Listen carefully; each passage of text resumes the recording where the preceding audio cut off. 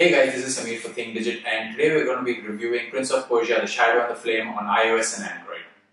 Now before we bring you a review of the game on the iPad, we thought we'd give you a brief history of the franchise. Now Prince of Persia is really age old and it's been there since the early 90s. 1993 was when Prince of Persia: Shadow and the Flame came out for the PC, and the original Prince of Persia before that. Those two games were really good for their era. Fast forward and we had Prince of Persia 3D on the PC, and that game was really not that great. It really flawed. Moving forward, we had the best trilogy in the Prince of Persia franchise, which was made by Ubisoft for the PlayStation 2 console generation era. We had Prince of Persia, Sands of Time, Warrior Within, and The Two Thrones. This trilogy is by far the best Prince of Persia games that I have to date. On the current console generations, there have been two Prince of Persia games, and both of them have been sort of lackluster. I mean, the platforming has been good and the action has been questionable. Now, the game has been remade for the iOS and Android platform.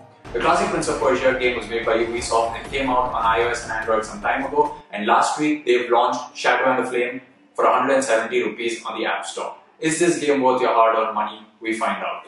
So as you can see, the interface of the game is quite seamless and simple. The music also gives you the very retro feeling of playing a Prince of Persia game.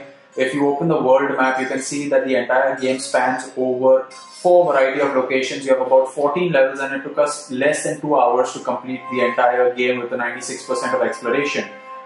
This is to say that the lifespan of the game is really small. The replay value really depends on how much you are interested in the franchise.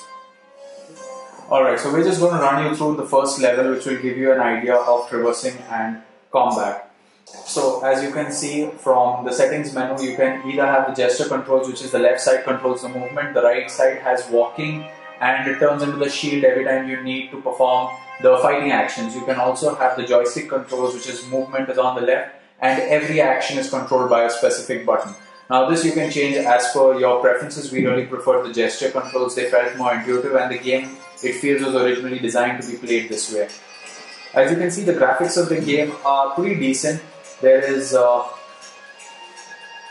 prince is very reminiscent of the one we have come to know and love from the Warrior Within, and the action also seems really good and seamless. The animations are quite fluid. So as you can see, probably traversing in the game is a lot of fun. It does take a bit of getting used to initially, but once you got a hang of the controls, it is fairly decent. Coming to the combat, you of course do have access to your arsenal. Throughout the game, you get about 3 swords to interact with.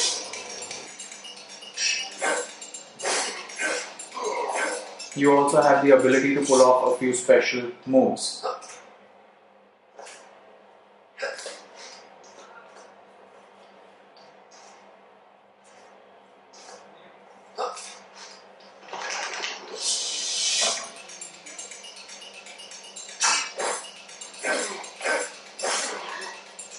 So like you can see, you just pulled off a move that's called the Falcon Fury. And so yeah, traversing is classic. There are of course scenes where you have to take on more than one enemy at a time, which attack you from either side, which you can see happening right here. So your maneuvering of course has to be between the two enemies. You can block their moves like you just saw. You also have the ability to counter them and attack them. Every time you take down an enemy, you are rewarded with coins, health, or replenishing.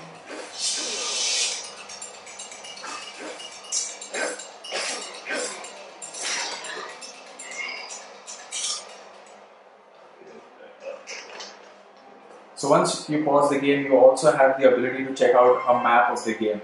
So as you can see here, you have a map of the game, and all the areas that you've explored, you can really take a look. And if you think there's something in the dark and there's a road leading to it, you really should go back and explore it, because there could be health upgrades, some more coins, or any other treasure chests hidden which you could access.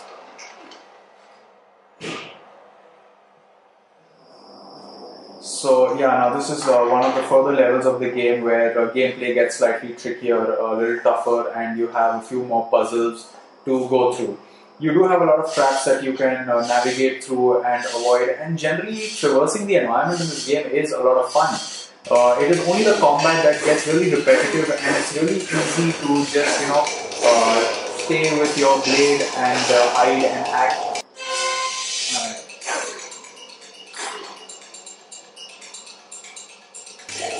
you can see, the enemy also blocks your attacks at times, but it really isn't that difficult. Combat is probably the easiest thing, and it's the puzzles and the traversing which will truly excite you while playing the game.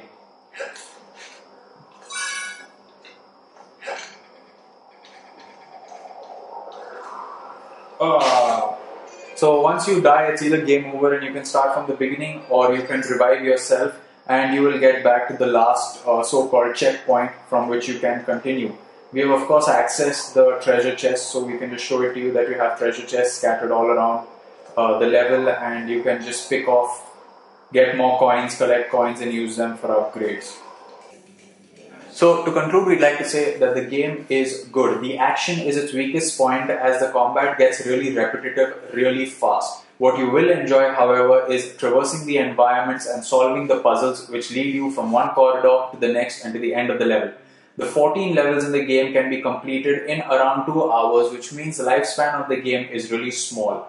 If it justifies 170 rupees, well, if you're a fan of the franchise, you will have a great 2 hours, and there's replay value if you want to complete the game 100%. If not, there are a lot of action games out there for you to choose from.